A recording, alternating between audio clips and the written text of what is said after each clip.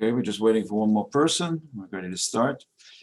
So we're going to talk today about another very important mitzvah that's associated with the end of life. And we did already a few of the very important mitzvahs. Now we're going to speak about Halvayas Hamet. It's the final escorting of the deceased. So there's a mitzvah, one of the greatest mitzvahs of the Torah. And we mention it every day in the prayers in the morning of one of the great mitzvahs, the morning blessings. It's called Halvayat Hamet. It's called the Escorting the Dead. So first of all, I just want to, by means of introduction, that we know that in Jewish life, one of the big mitzvahs, other mitzvahs, is the inviting of guests. To have guests in our home. There are people in your place to stay, to eat. So it's called Hachnasat Orchim, to bring in guests to the house. So we know that when you bring a guest to your house, there are numerous things that one should do with the guests. You give them to eat, to drink. If a person needs a place to sleep, you give them a place to sleep. These are all part of the mitzvah of Hachnasat Orchim, of welcoming guests. But there's a part of that mitzvah that many people are not aware of, and that is that together with welcoming guests, we also have a responsibility to make sure that that guest gets back home safely.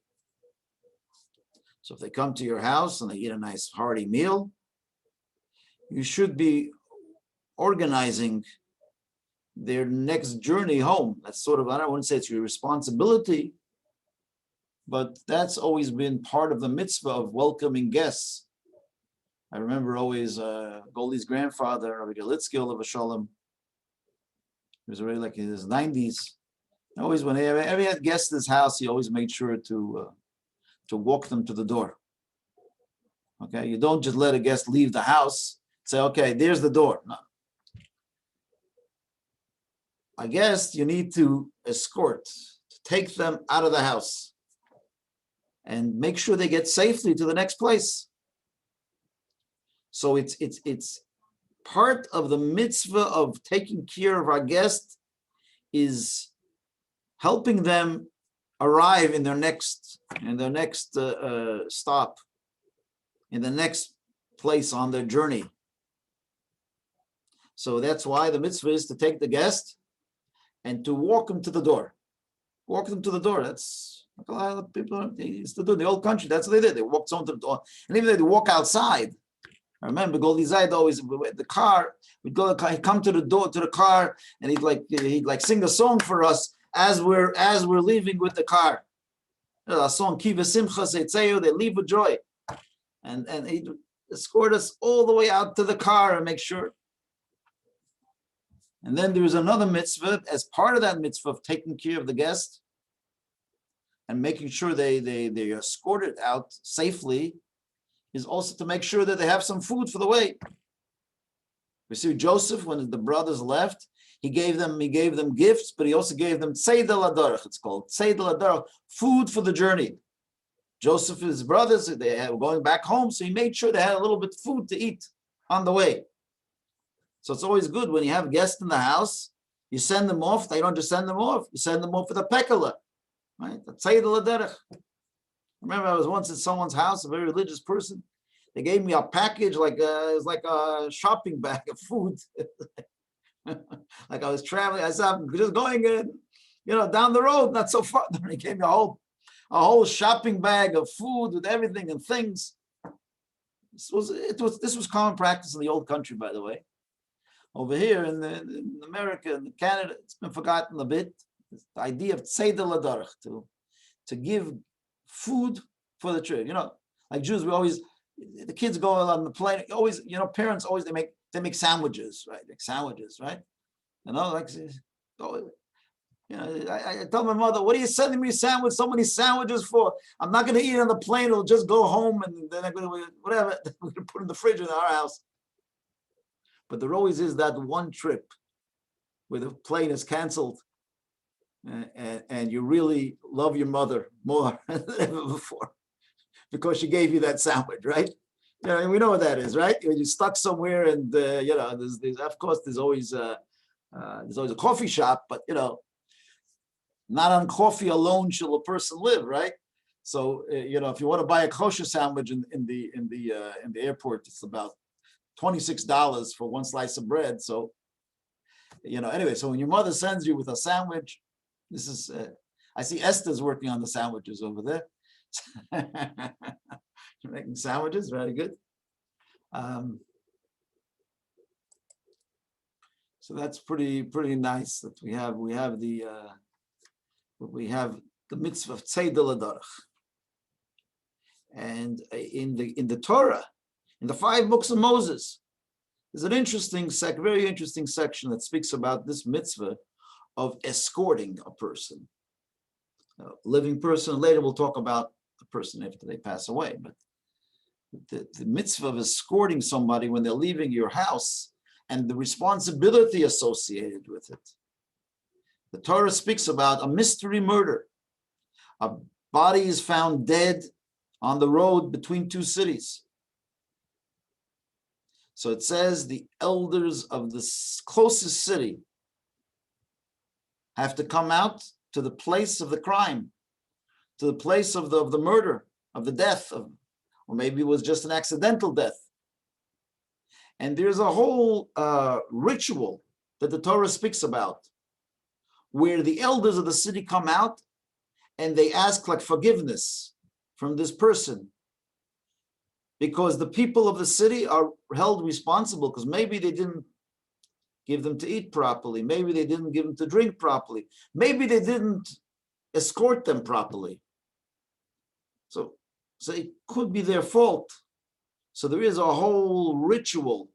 It's called it's called the ritual of the Egla Rufa. There's a whole thing. They had to bring an animal to there and do some kind of ritual slaughtering. A ganze Meise. A whole thing they had to do, and then the elders of the city would come and they'd pour stuff and they would say, "Forgive us. Kapel Amcha Yisrael, forgive the nation of Israel, because perhaps we didn't." Rashi said, "Well, what's the forgiveness? Did the elders kill him? Did the elders? No, they're held responsible to some degree, because maybe they didn't fulfill this mitzvah of escorting a person to the next place." So many people think that, you know, person you give him to eat, or I already gave him to eat. What do I have to worry about how the taxi or the Uber? No, you have to make sure. You say, "How are you getting home?" You know, well, I'll call for you the Uber. I'll take you to the road. I'll take you to the train station, or to the you know, to whatever it is. This is part of the mitzvah of escorting another person, another human being. Like, we don't just drop a guest. We need to, and just to extrapolate on this idea, in life we are all guests in this world, right? We're all guests in Hashem's world, and this is just like a sort of an intersection of souls that come into this world, and people meet each other. Some people you meet for a long time, some people you meet a little bit, but no meeting is an accident. No 2 people in this world that see each other, meet each other in this life, is by mistake. There was a reason why you met each other and why your lives intersect. Whether you're related or you're a friend or whatever it is, you are both in this world and you become connected to each other. And if one of you predeceases, which happens many times, there is a mitzvah at the end of life to come and show homage, to come and show respect to the other person. But part of it is to escort the person on their journey. And we call it Halvayat Hamet, the escorting of the dead. And many call it, in Hebrew, it's called the Levaya. I don't know if you ever heard that expression. I'm going to this person's Levaya. Levaya is the It's a nice way of saying that it's not the burial, it's before the burial, it's the escorting. Now this escorting of the dead, and then it's like walking with them, you know. You'll see, like a lot of times in the funeral homes, they have the, let's say, the ceremony, they have the service in the let's say in the chapel, and then there's some people that can't, for whatever reason, can't go to the cemetery, so they walk with the hearse, behind the hearse. It's a mitzvah to walk behind the hearse, at least to show that respect, to go with your car a little bit with the. That's why we have the processional, it's called, with the cars, everybody following each other. That's part of that mitzvah, the mitzvah of levaya, halvayas hames. So obviously at the cemetery, they also walk the deceased all the way till the grave. But even before that, there is a mitzvah. People in all the old shtetl, they used to bring the body from one place to another, and it would be like a ceremony. Especially if it was like a big rabbi, they take the body to the shul, and then from the shul they take it to the school and to the other institutions. They would take the car or whatever, or the wagon of the old days, and they'd take it from one place to another, and every place people would come out, and they would walk a little bit with the person, with the body, and that's known as the levaya. I remember in New York, they always used to, the ceremony always used to come past the shul 770, which is the main central synagogue in Crown Heights. So that it would start off at the chapel, they'd have a little something there, and then they would go from there. They would always pass the shul.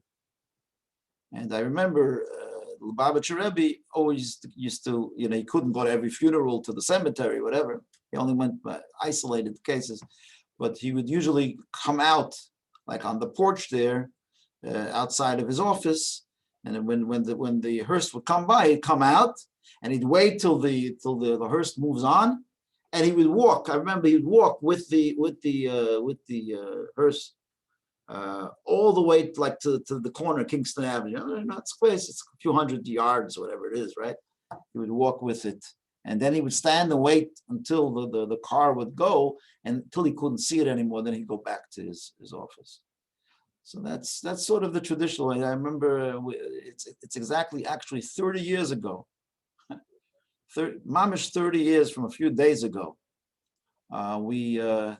Shabbos, same as this year, Shabbos Parshas Teruma. 30 years ago, we brought a group to Crown Heights, to my old neighborhood, to the Rebbe's synagogue, and just as the group arrived, we had like 15 guys that came with us in that group, and we had opportunity also to meet the Rebbe, and this was a few weeks before the Rebbe had a stroke, and after that there was no opportunity to speak to him or hear from him. So it was very special that we're there. But it's exactly 30 years ago, right, on the calendar. Time flies. I don't believe it. Yeah. So actually, I have a picture here out of my office.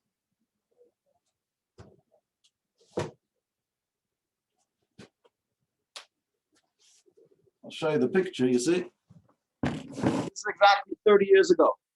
See, that's the Rebbe, that's me, and the Rebbe used to give out dollars on Sundays to get the tzedakah, whatever. So there was like a whole, and I'm right there telling the Rebbe that I have a group with me from Toronto, from Markham, and they're right behind me. So they had the whole group lined up over here, right behind me, and they each went up to the Rebbe right afterwards. But this was like on a Sunday morning.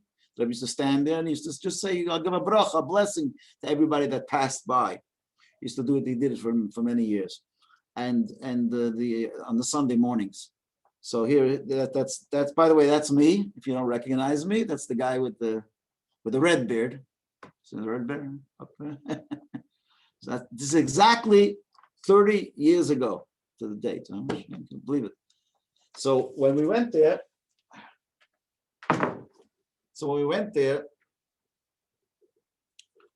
When we arrived, just then, there was a terrible tragedy that happened in Crown Heights. And I brought the group there, and they had no idea what was going on. There was a young lady that she was brutally murdered in Crown Heights at the time. I remember her name was Mrs. Lapine, and she was never murdered. A young lady. She was first defiled by this intruder in her house, and then he killed her. And when we were there, we just arrived right by the funeral, the procession. We just came. I brought the group. I said, "Oh, Crown Heights, beautiful neighborhood." And boom, just then when we came, there was a guy in a car. They used to announce in the neighborhood to let people know that there's a funeral. That's the way. It's like a shtetl there. So they have for the elections, you have a car, and there's like a microphone on top. So there was somebody coming there, somebody shouting out of it, "Come to the Levaya, come to the Levaya for Mrs. Levaya." So my guys, they didn't know what hit them. They heard, what's a Levaya? They didn't know what a Levaya was. Levaya, as I said, Levaya means to show the final honor and to walk with it. So they were announcing the Levaya. So I remember then, and then we were there for a little while, and we were there when the Rebbe came out, and there are many pictures of this particular funeral, and the Rebbe was very, very hurt by this whole thing. Took it very personal. I remember we were already back here, and the Rebbe spoke. I think it either was at the end of the Shiva. I think it was at the end of the Shiva, maybe the Shloshim. I don't remember, but I heard his talk. I remember hearing it at the time. I was able to hear his talk. Can you hear me? Now you can. I remember hearing his talk, and I've never heard the Rebbe speak that way for that particular thing. Like opening up to the congregation about his feelings, and like about how a young woman was murdered, and the Rebbe was like speaking to God. Like what's the justice here? Like I never like, and he was like personally hurt by the whole thing. He says, "What's going to be with the children?" He's telling it to, what kind of reason could it be that these kids won't have a mother to help them in their life, right? The mother won't be at the bar mitzvahs. The mother won't be at the weddings. What kind of justice can there be? And like the Rebbe was like you're reading the books about like Moshe Rabbeinu arguing with God. You were able to hear that. If you go online, actually, it's quite a fascinating piece. Like a rabbi caring so much for his flock and talking to God, bordering on not the chas v'shalom disrespect, but bordering on like, you know what I mean, like what in the community is not something that you do, like speaking to God that way and asking these questions in public, right? Not in a heretical way, but in a like a conversation, a one-on-one conversation with God in front of everybody. It was quite a heart-wrenching, and I was there I was there with the guys, and the Rebbe came out, and he was like walking right behind the hearse, and it was a crazy experience for our group that came there. But they had like firsthand what a levaya is. There was like thousands of people thronging behind the hearse and walking together. But it was very solemn, very sad, very sad. But that's what I remember. I remember that. A few of the guys remember that till today. Come to the levaya. Come to the levaya. It says my internet is unstable. Maybe I am unstable. Can you hear me still? Give me a thumbs up if you can hear me. You can hear me? Thumbs up? Yeah. Okay, fine. No, it says my internet's unstable. Just saying, maybe it says my connection is unstable. Oh. You froze. It's a whole drasha on its own. What does it mean? My connection is unstable. Huh? What's that? Yeah. Okay. You froze for a minute. All of our connections are a little unstable. Arlie, what did you say? I'm sorry if I couldn't hear what you said. You Try it again. froze for a minute and a little muddled, but then it came back. Okay, a little. Okay, but we're back. We're back even stronger than before. Okay, so this is the story. That's the story. I was there. It's like till today, the guys remember the Levaya, Levaya. That's Levaya. That's what Levaya is. Levaya is a mace. It's about escorting, walking with the So to me, the whole idea of it's like a guest in our life. There's a person, a human being that we've known, and we come to show respect, but not just to show respect, but we believe that we are giving them that final escort, that final, and we'll speak soon about pallbearers and things like that at the actual cemetery itself, which is tied in also to the same thing. It's like the final journey to heaven. So we symbolically walk with the halvayas hames. We walk with the person, and to me that's very much like the same idea that we spoke before about how we treat a guest. Yeah.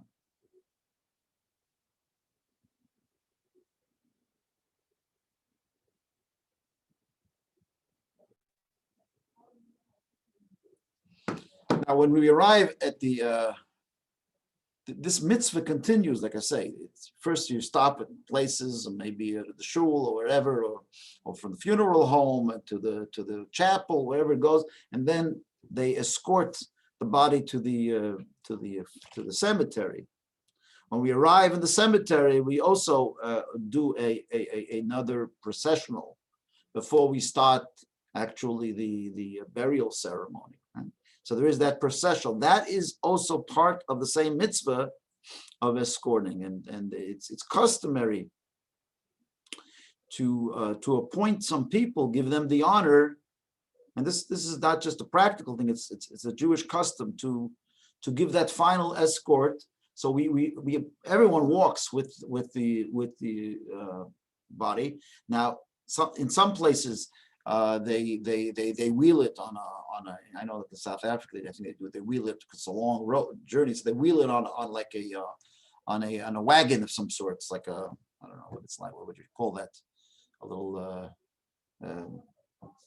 little cart of some sort that you wheel it on. Or in many places, like over here, we have the pallbearers that actually carry it. In some places, they carry it on the shoulders.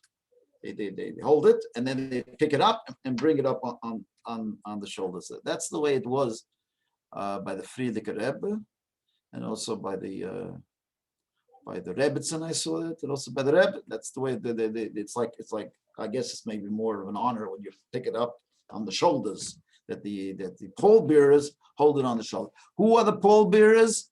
Pallbearers are like it's like the pasuk says, your angels will escort. So it's a very, very important concept of the escort and the people that are chosen. So in some places, they choose children. In more Kabbalistic places, they don't use the children. They don't use family. They use other people, like friends.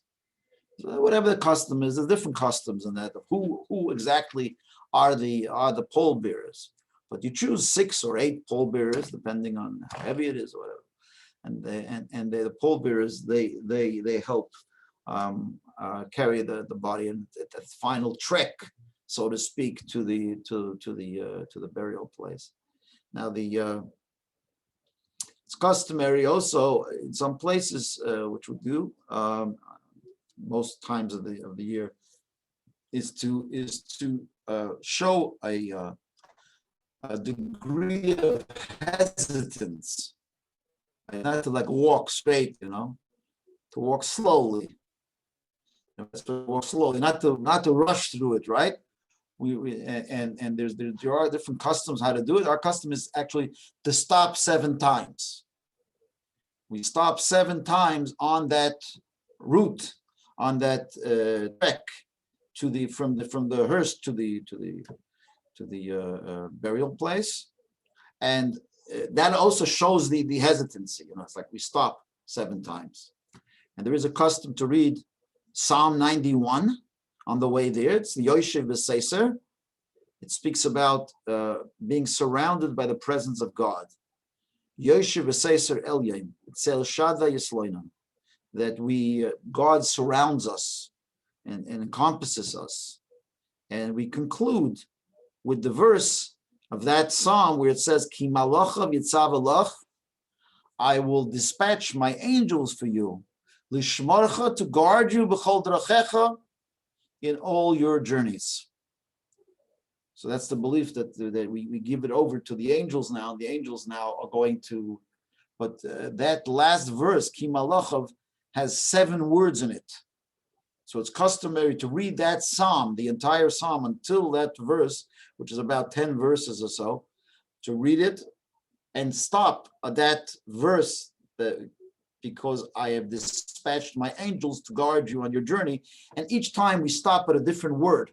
So we read the whole psalm till there, and we stop at ki the first time. The second time, malachav, the angels. We read the whole thing till malachav.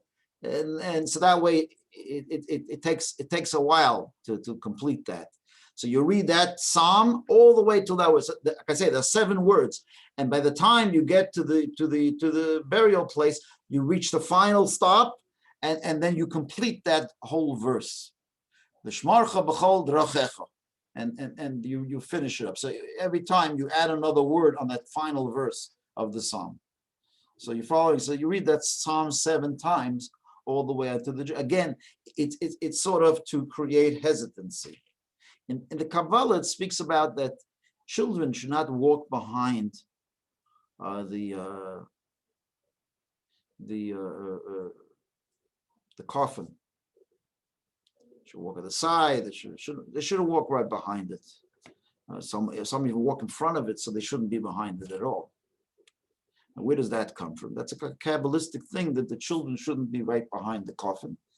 And that is because we believe that that we have our physical progeny, and then we have our spiritual progeny. Physical progeny are the children that we leave in this world. The spiritual progeny is the good deeds that we do in our life. The good deeds, they become like angels. So they become our children. So let's say someone doesn't have children, they also have children. They might not have physical children, but they have all the good mitzvahs they did and all the kindness they did in their life. Every act forms an angel. But the Kabbalah says that not only the good deeds that we do in life forms angels, also the negative angels also are created by the misdeeds that we do in our life. So nothing in life doesn't have an effect. It's cause and effect.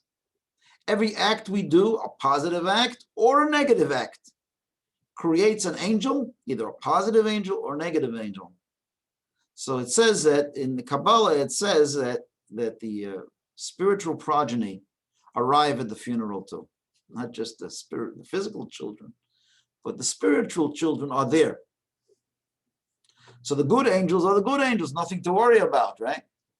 But you have the negative angels from the negative deeds that they also stand behind the coffin, and they claim a stake in this person. In fact, in the Talmud, it says that these angels, they follow the person to heaven. So the good angels come in front, and the negative angels, they hold on to the person. They don't want to let go, because their whole existence is they're not. It's not a positive act, so it doesn't have any sustainability. Only by holding on to that soul. So it wraps itself around the soul, almost like a poison ivy, wraps itself on the soul. And that's why there has to be sometimes a cleansing that takes place in the first year after the person passes away. It's a process of removing those negative energy. But the negative angels, they arrive, it says, at the funeral. I mean, these are all spiritual ideas that, you know what I mean? hard concepts to understand. And they stand behind the coffin, and they claim, we are the children. It's almost like, sometimes you have, when there's a will, say when there's a will, there's a child. When there's a will, there's a relative. So sometimes always suddenly some relatives show up at the funeral, right? You ever have that? There were a few cases over here in Toronto, some famous people that they passed away and they were wealthy. Suddenly some child from somewhere says, I am a DNA child of this person. They had an affair with someone else and I was born as a result of that. And ich bin echt, I'm also on the chuten. I'm also important there.